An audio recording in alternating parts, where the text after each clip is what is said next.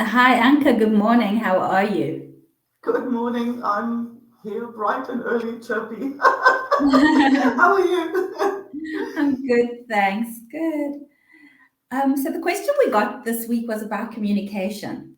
And I wrote in the post that communication actually does two things for us. It enhances our connection,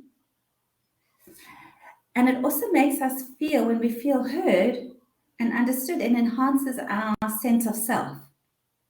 And we know that sense of self-esteem is really comes from the inside out. We don't earn it. It's not conditional on anything. It's not because we did anything. It's all about being. I'm here. I'm alive.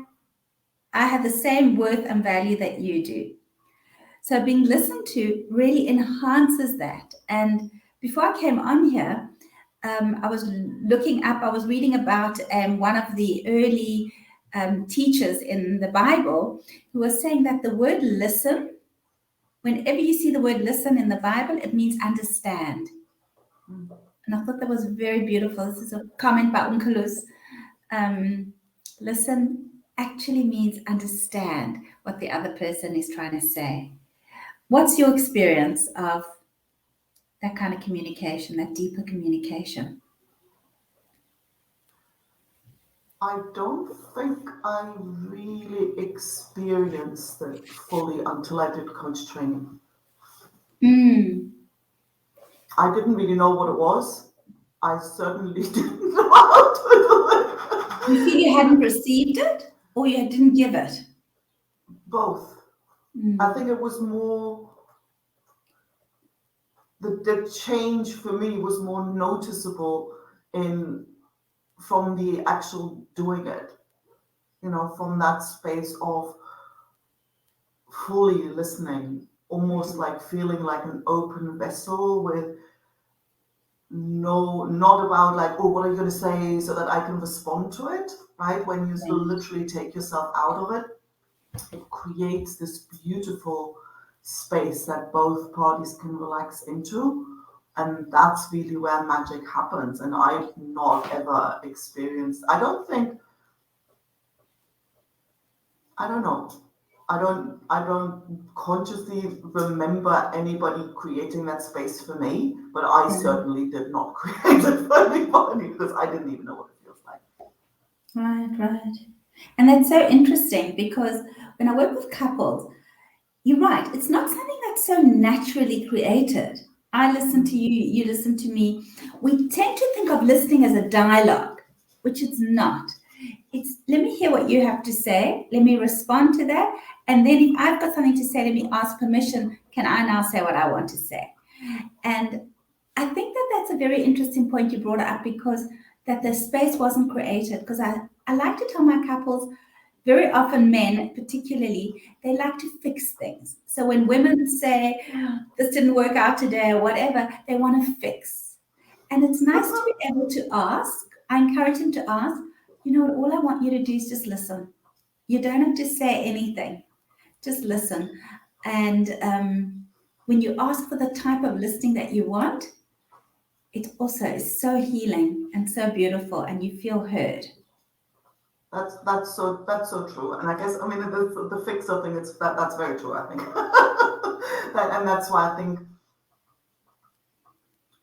I would imagine women often don't feel heard because you just don't want a solution. You don't want to be fixed. You just want, because what I've seen over and over when you work coaching people, where sometimes you feel almost guilty.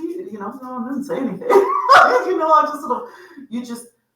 But then the more they talk, and then they're quiet, and all of a sudden the solutions, they come up with their own solutions, Right. right? And they're much more powerful than me telling somebody what to do. I think when both parties come to the party, so to say, with that intention to try and really understand, because really understanding goes beyond the words, doesn't it? I For mean, sure. it's something that, well, funny enough, I always love that when it happens. On the tech front, it happens an awful lot that the real gold is in what they're not saying. right? You normally have to, and even in the dressmaking, people would come and say, "Well, I want to dress it like this." You know, literally that was a description like this. So you have to go, okay, so you want a halter neck, but are you sure that you can't wear a bra underneath that? So it's like there's so much in there that isn't Nuance. said, and you have to pay attention to pick it up. And I think if you in that conversation just scanning the noise of what the other person says to see whether I can find something to hook into, then the other person is like, well, then you're going to go like, well, okay, I'm going to have to talk fast because I'll be interrupted in a second, right? And then that's just not going to create neither that space nor that connection. Right. I think you talk about that space, and it's such a bandied around term. And I find in my work that, yes, when I just slow down and I don't have to jump in with some wisdom or a solution, or there's so much richness that comes out in the communication. And I'm not sure who said it, that WAIT is an acronym for why am I talking? And the more you offer silence, Yes. the more there is space for them to come up with what's going on in the inside of them and process, whether it be pain, whether it be joy.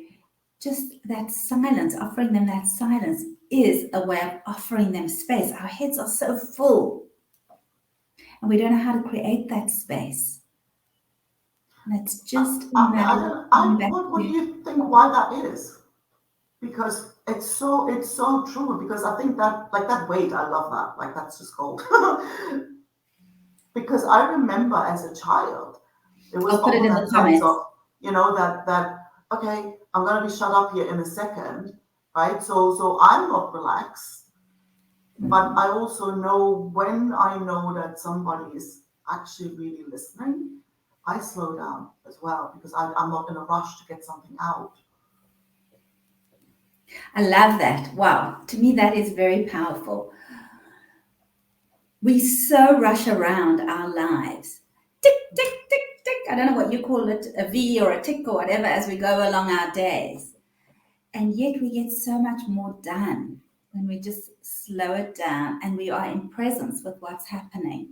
And when our conversations can be so much more, I'm here with you. I'm here with you. I love that.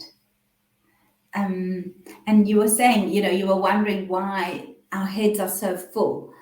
I think we're conditioned in a way to just almost just use our heads and not drop down often into our bodies. And we walk around all kind of like this, but we think that's the norm. I'm walking, but this is how I normally live my life. We don't even Yes, know that there's so much more to us that can come up. that's very true. That reminds me of my very first Tai Chi class in London back in the day. And I remember the teacher was saying, okay, like stand there and like relax your shoulders, right? When you relax your shoulders. And he said, and then he went to basically correct people, like to help them, and then he was explaining, he said, he would always say, well, I can always tell somebody who's done yoga or something else because people who haven't like don't know what relax your shoulder feels like. Right. Like because they say, well, they kind of come in like this, and you tell them to relax their shoulder, they kind of go like this. But it's just like know what it feels like. You need to develop that body awareness, and I think we are probably conditioned from little so much to do and tick tick tick, and so that we because it's the default state. It's not something to learn. It's something to come back to. Right. Exactly. We're not taught, I suppose, to feel into our bodies. Mm. And I think that's what deep listening really does. It gives you a complete sense of everything about me is being heard right now. I am important in this situation. Thank you, Yeah, I think Anka. everybody should get a coach or do coach training because that's where you learn this stuff. Professional help, good professional help is magical. Thank you. Thank you for listening.